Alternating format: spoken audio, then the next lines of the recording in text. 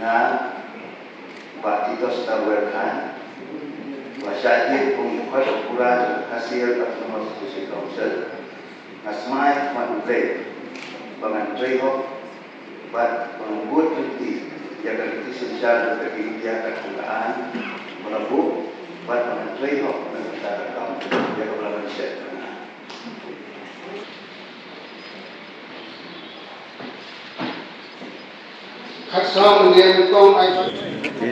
During the session in the council, we always discuss in Khasi.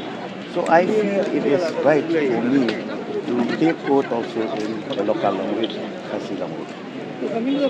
It's a normal situation where people are in favor of the new party, and there is also maybe the lack of concentration from the candidate, and maybe there's a combination of others party, as I have said, that they want to target one party, but they cooperate together how to target another party.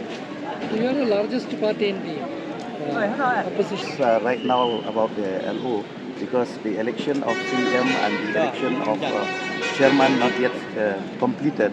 So let the first part be finished, then we will not rush now for LO.